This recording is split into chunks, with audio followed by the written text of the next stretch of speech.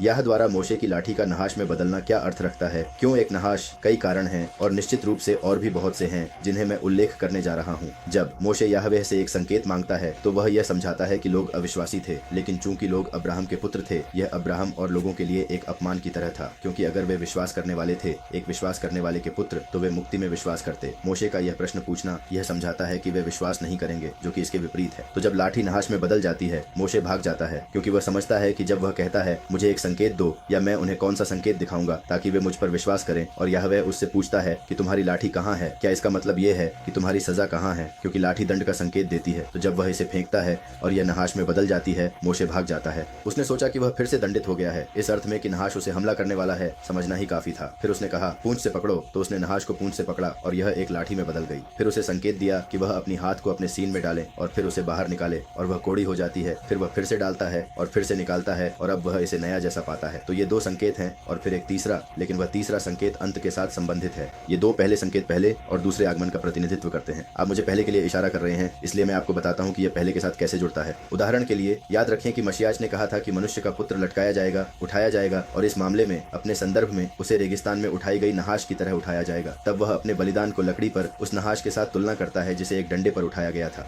जब लोगों ने पाप किया और याहवेह ने उन पर नहाश भेजे, तो यह दर्शाता है कि पाप के कारण पाप का विष आता है जो हमें नष्ट करता है, लेकिन हमारे याहुशुआ मेसियास के प्रति विश्वास के माध्यम से नहाश की शक्ति को नष्ट कर दिया जाता है। तो याहुशुआ सर्वोच्च है, वह अधिकार है, वह शक्ति है। जैसे लाठी अधिकार और शक्ति का प्रतिनिधित्व करती है, जब लाठी नहाश में बदल गई तो नहाश का हिब्रू में अर्थ है जिसका संख्यात्मक मूल्य 368 है।